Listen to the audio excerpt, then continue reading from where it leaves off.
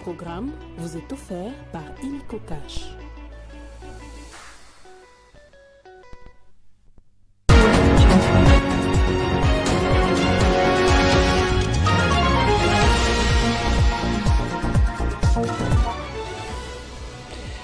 Circulation routière vers le marché Matadi Kibala en compte 7 morts après une collision.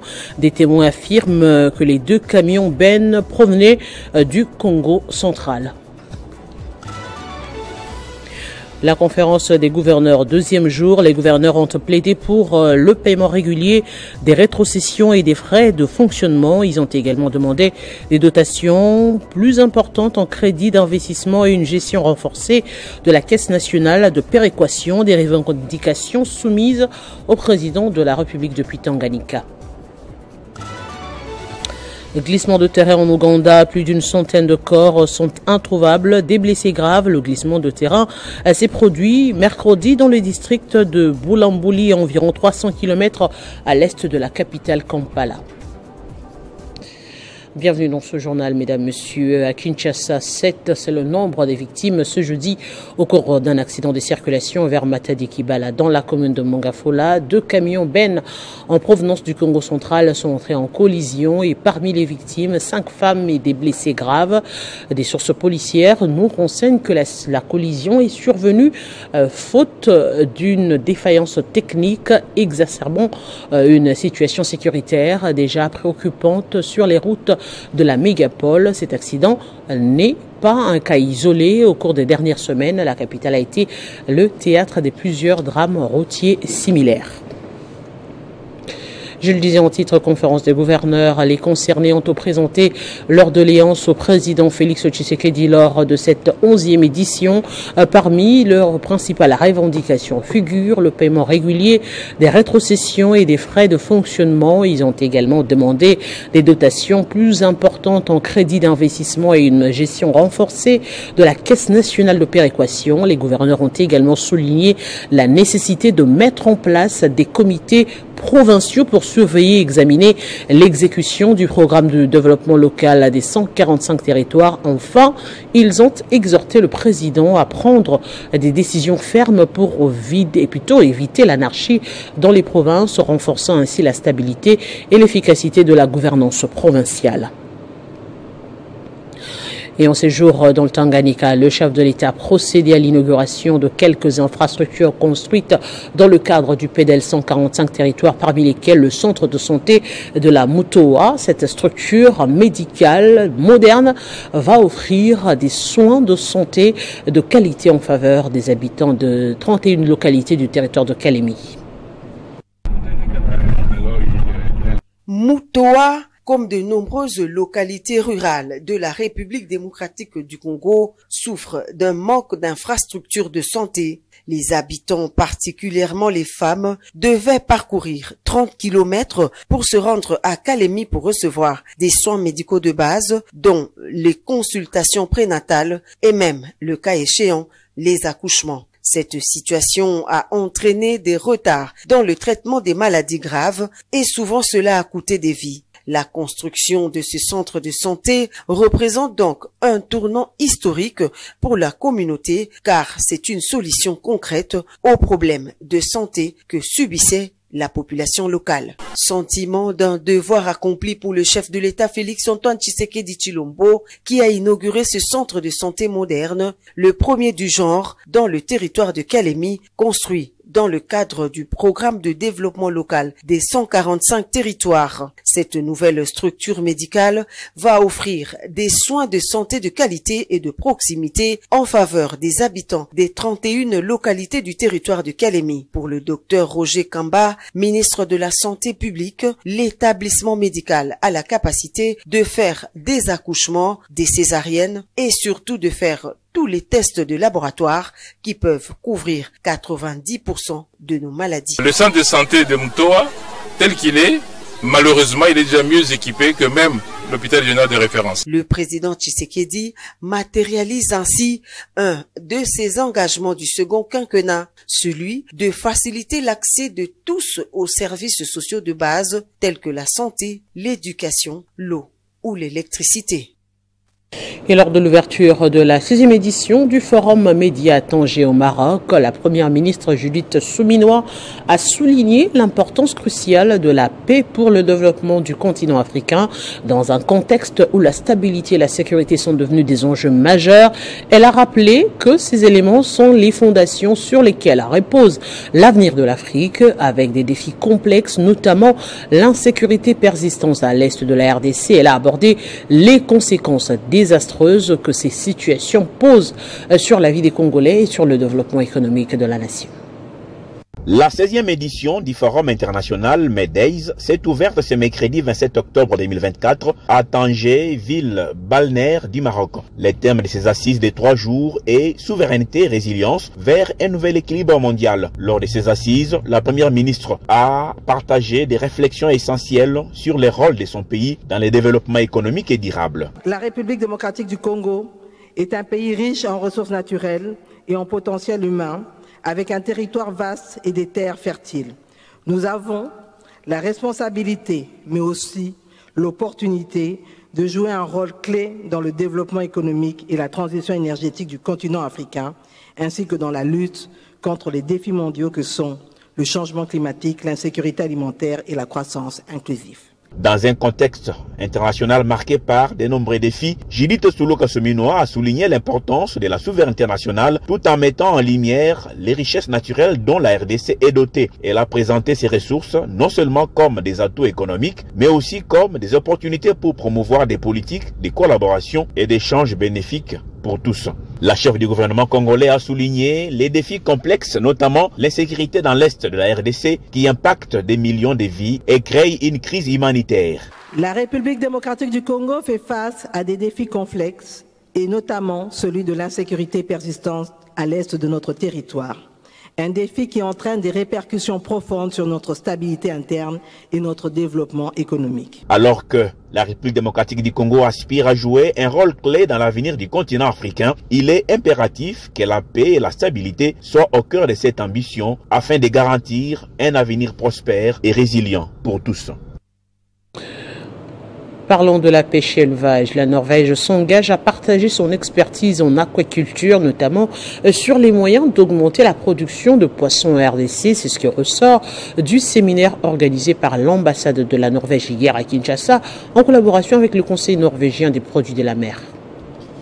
Cette rencontre a été l'occasion d'explorer les opportunités de développement d'une industrie aquacole en RDC et en Afrique. Dans son mot d'ouverture, l'ambassadeur norvégien accrédité en RDC, Odede Molester, a souligné que les relations commerciales entre la Norvège et la RDC sont dominées par les exportations de poissons, notamment le lieu noir, salé et sèche appelé Makayabu Ambassade. Le diplomate norvégien a salué la volonté du gouvernement congolais de réduire les taxes afin de faciliter l'acheminement du Makayabu directement vers la RDC à des prix plus accessibles. Le ministre congolais de la pêche et l'élevage, Jean-Pierre Tshimanga-Bwana, a pour sa part salué cette initiative, la qualifiant des reflets de la vision du chef de l'État, Félix Antoine Tshisekedi Tshilombo, engagé dans la sécurité alimentaire et le développement de l'aquaculture en RDC.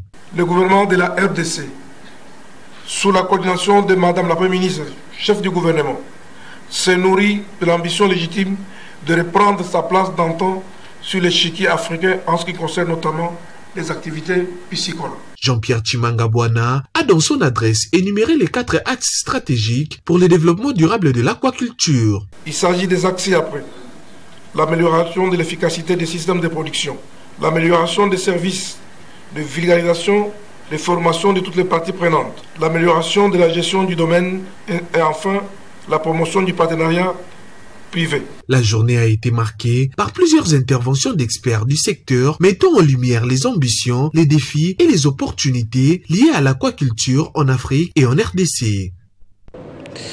Situation sécuritaire préoccupante dans la commune de Fongorome et ses alentours. Après une série d'incidents, le Conseil de sécurité a été convoqué en urgence par les responsables municipaux sous la direction de l'autorité municipale Maître Lucène Kaling. Plusieurs mesures ont été adoptées pour renforcer la sécurité et assurer le bien-être des habitants. Le compte rendu au sortir de cette rencontre est lu par le président du Conseil de sécurité locale. Relativement à l'insécurité qui prévaut dans notre juridiction, le comité local de sécurité autour de moi réuni. Nous demandons à nos administrés de rester en collaboration avec les services de sécurité en vue de dénoncer tout acte nuisible à la sécurité des personnes ainsi que de leurs biens. Demandons à tous les parents de la commune de Fungurume de bien veiller sur leurs enfants, de se rassurer chaque nuit qu'ils dorment avec vous dans vos domiciles, de conseiller vos enfants d'éviter des attroupements sur les artères pendant la journée, tout comme pendant les heures creuses, et d'éviter de se substituer aux services de sécurité qui patrouillent la nuit. Aux partis politiques et ASBL de gérer leurs membres conformément à leur idéologie et ne pas se substituer aux services de sécurité.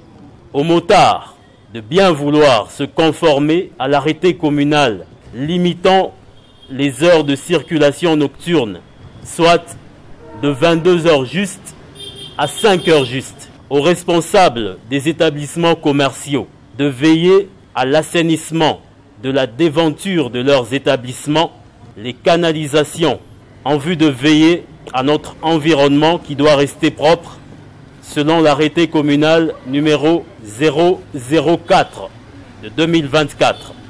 Les mesures de renforcement de sécurité sont désormais mises sur pied dans la commune de Fungurume et ses environs.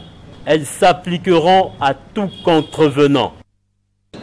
Tout à fait autre chose. Le CTLA a organisé 2 activités de sensibilisation sur la lutte contre l'apatriderie en République démocratique du Congo. D'abord, une conférence sur le droit à la nationalité à destination des étudiants et puis un atelier de plaidoyer avec les médias, la société civile et les réseaux des parlementaires. Les objectifs poursuivis sont notamment de jeter des bases sur l'appropriation politique de la mise en œuvre des engagements de la RDC sur l'éradication de l'apatridie. Créé en 2019 dans le souci d'éradiquer l'apatridie et de conjurer ses effets dévastateurs sur le plan sécuritaire et du développement du pays, 5 ans plus tard, la RDC ne parvient toujours pas à matérialiser ses engagements. Mais le comité ne baisse pas les bras. Il a organisé d'abord, ce mercredi 27 novembre, une conférence sur la nationalité à l'intention des étudiants très satisfaits du cadre d'échange. On a appris que la patrie, c'est vraiment une situation qui n'est pas bonne. Et on a eu quelque part à lire l'article 7 sur la nationalité. Quelque part, la législation congolaise où cet article parle qu'on ne peut prouver l'affiliation que lorsqu'on est mineur. Le lendemain, soit ce jeudi 28 novembre, c'était avec les journalistes, la société civile et le réseau des parlementaires. L'ONIP, qui y a participé, reste un maillon important dans cette lutte. Nous avons reçu une mission bien claire du gouvernement qui est celui d'identifier toutes les personnes qui sont sur le territoire congolais et les apatrides. Il y en a aussi sur notre territoire et il faut commencer par les connaître, les identifier, les localiser pour pouvoir leur permettre de retrouver une situation normale, d'être reconnus comme tels et de bénéficier de la protection. Le CTLA se prépare à d'autres activités de ce genre. Le CTLA organise ce jour l'atelier des plaidoyers avec les médias, avec la société civile. L'idée derrière l'organisation de cette activité, c'est d'associer les leaders de la société civile, d'associer les journalistes. L'événement s'est déroulé à l'immeuble de la territoriale, sise à côté du Palais du Peuple. Et le gouvernement provincial du Lualaba tient à tout prix à redorer l'image de la province par la lutte contre l'insalubrité. Voilà qui justifie l'intensification des actions de la direction provinciale de l'assainissement et cantonnage manuel. Le directeur provincial Arsène Dandoula était mercredi au quartier industriel de Kolwezi pour dégager des tas d'immondices qui jonchent plusieurs rues. En présence du ministre national du Tourisme, Didier Pompia, de chefs coutumiers et tant d'autres personnalités, les Mwami des Baéké a démontré les efforts qui sont déployés pour développer la chefferie des Baéké grâce à l'arrêt des ventes minières. Saisissant l'opportunité, il a insisté sur la nécessité de construire des infrastructures dans ce coin pour booster le tourisme à Bunkiya. pe ko bantu tutu ya hapa avenue industrielle na bale ba mama yembe njo banakuya kutupa yo ba mushipo hapa tobea na fama poubelle ya kule kamera banakuya banatupa ko bingine be naripa bantu bale banakala bene neno kwa machafu kutupa banamuripa makuta yo ni nabia mampango banatupa yo hapa. À l'issue de cette intervention qui a retenu l'attention du public, les Mwami Mwenda Bantu Godefroid Mounongo a conduit le ministre et d'autres invités à une visite guidée au stand de la chefferie de Bayeke. Sur place étaient exposées des affiches et photos, tenues traditionnelles et des ouvrages retraçant l'histoire de Bayeke d'une Garengazé dont le roi Msiri fut assassiné pour avoir refusé d'annexer le Katonga à l'État indépendant du Congo le 20 décembre 1891. Et ces trottoirs ne sont pas faits pour être une décharge. Ça aide aux piétons, aux passagers de traverser d'une avenue à une autre. Voilà, la population environnante aussi demande à ce qu'ils soient vigilantes. Ça met leur santé en danger. Les stands de la chefferie des Bayeke étaient aussi le centre d'attraction de cette exposition de la semaine congolaise du tourisme pour ses richesses agricoles, dont le célèbre riz parfumé produit à Bonkeya et le maïs, un site touristique à visiter où le pouvoir coutumier reste conservé et perpétré jusqu'à ces jours. Et l'atelier régional de restitution des résultats des projets Picagel, entend des projets intégrés de croissance agricole dans les Grands Lacs et projet régional de développement agricole intégré dans les Grands Lacs s'est conclu avec succès à Bujumbura, capitale du Burundi. Ces projets financés par la Banque mondiale ont été mis en œuvre en République démocratique du Congo entre les provinces du Sud Kivu et du Tanganyika et au Burundi.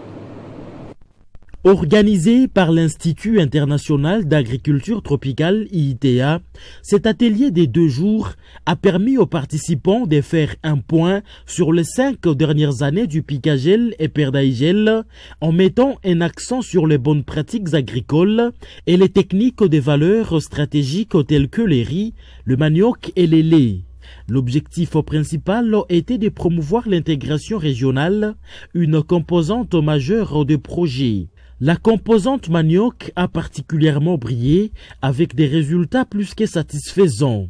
L'ITA a également mis en avant l'importance de l'entrepreneuriat des jeunes dans l'agribusiness, le renforcement des capacités des services étatiques, l'octroi des bourses au Kenya et en Belgique. Grâce au Picagel, il y a eu beaucoup d'études qui ont été menées. Presque l'ensemble de toutes nos chaînes de valeur dans le cadre du projet promis. Et aujourd'hui, nous avons des résultats qui sont très satisfaisants. Les échanges entre experts des 2 pays, la RDC et les Burundi, ont souligné la détermination à pérenniser et à étendre les résultats obtenus.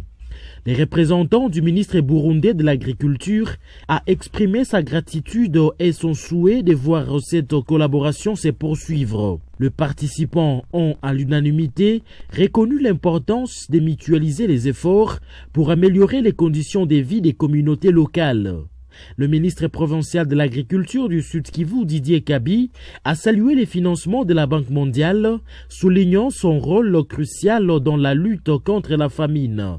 En dépit de tous les défis rencontrés, les approches inclusives du Picagel ont donné bon nombre de résultats probables qui constituent des acquis tangibles encourageants.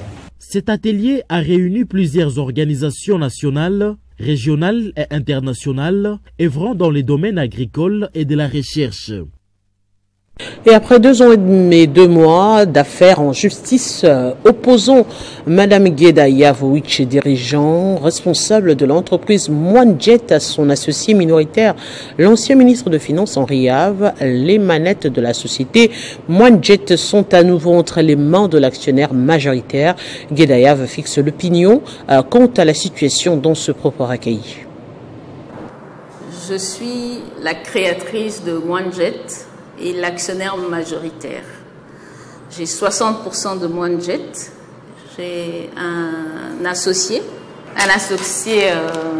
prête-nom, je veux dire, mais bon. Donc, je lui ai demandé de partir. Et beaucoup plus d'abord à son père, parce que comme je lui dis c'était un prête-nom, j'ai demandé à son père qu'on se sépare, parce que son fils interférait dans ma gestion.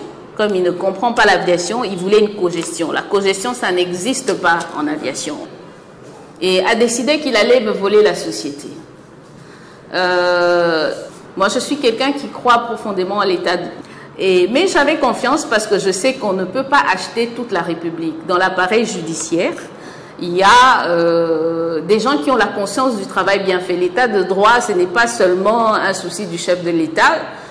Bien que c'est lui l'initiateur, je sais qu'il y a des Congolais qui sont profondément épris par le besoin de justice. Je voulais une décision de justice et je l'ai obtenue. Je suis aujourd'hui la gérante statutaire et la gérante effective de Moinjet.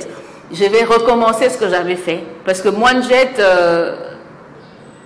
puisque c'est moi qui l'ai créé, je sais exactement ce que je vais en faire. Donc ne vous laissez pas prendre par ces fausses propagandes qui vous disent qu'ils ont gagné. Quand ils ont gagné, il faut leur demander, Michael Liav a gagné quoi?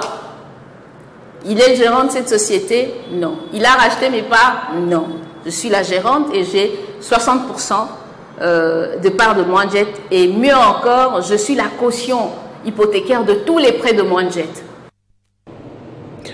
Le président de la République démocratique du Congo, Félix Tshisekedi Tshilombo, effectuera un déplacement dans l'espace grand-oriental, précisément à Buta dans la province du Bas-Ouélé et à Isiro dans la province du Haut-Ouélé, ce dans le cadre du 60e anniversaire du martyre de la bienheureuse Marie-Clémentine Anouari Tenengapeta. C'est dans cette optique que la députée nationale et questeur adjointe de l'Assemblée nationale, Grace Nehema, sensibilise ses frères et sœurs de la Grande-Orientale en vue d'accueillir, plutôt de réserver un accueil dit de ce nom au chef de l'État. Chers frères et sœurs, après sa dernière visite à Kisangani, dans la province de la Chopo, son Excellence Félix Antoine Tshisekedi Tshilombo, président de la République et chef de l'État, va de nouveau honorer notre espace grand-oriental par sa vive présence et participation au jubilé du 60e anniversaire du martyre de notre sœur, la bienheureuse Marie-Clémentine Anouari Tenengapeta, à Isiro dans la province du Haut-Ouélé.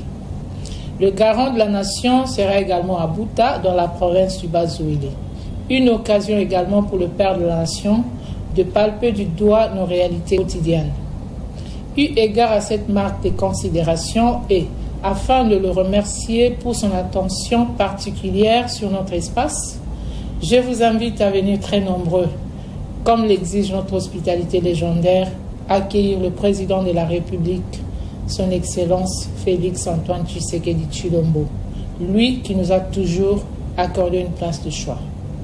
Que Dieu bénisse la République démocratique du Congo, qu'il bénisse l'espace grand-oriental, que Dieu bénisse le bassin de Ouélé.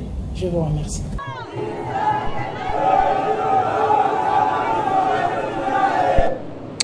Et puis le Front pour un Congo nouveau, parti cher au professeur Claude Nyamugabo, dit oui au changement de la Constitution. C'est ce qui ressort de la réunion du bureau politique qui s'est tenue mercredi à Kinshasa pour le FPCN. Le changement de la Constitution est impératif. Grâce à Lambo. À la réunion du bureau politique.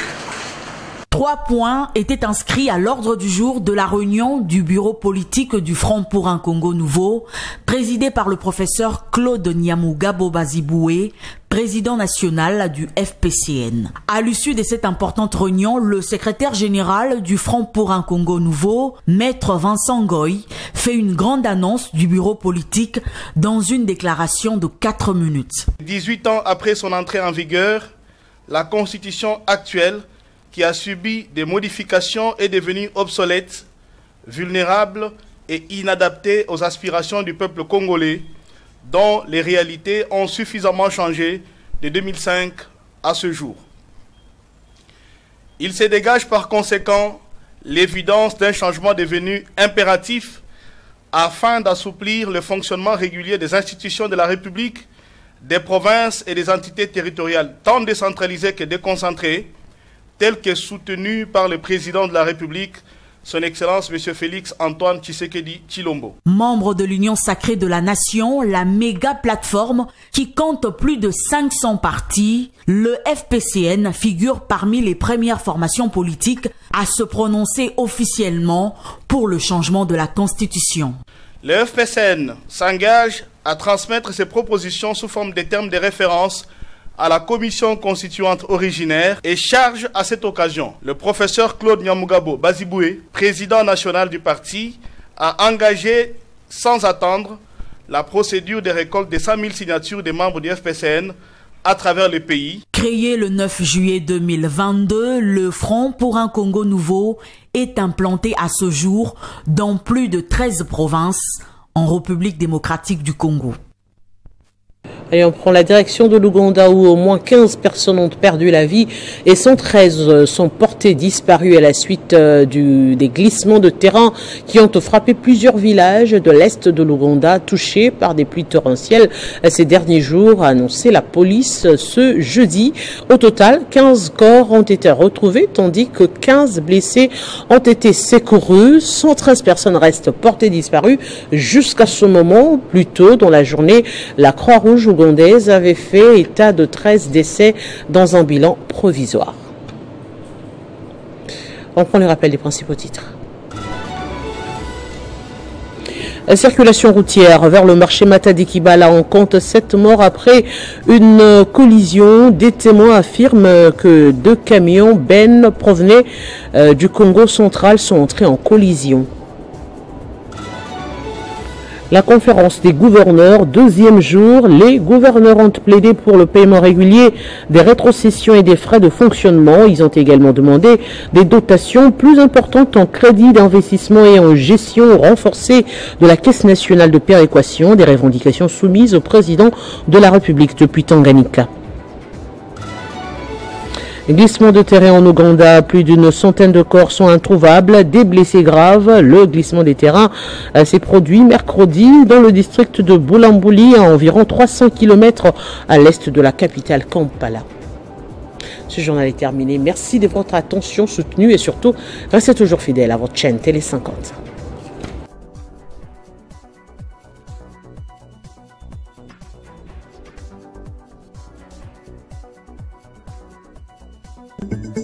Retrouvez toute l'actualité en continu sur www.tele50.cd. Ce programme vous a été offert par Illico Cash.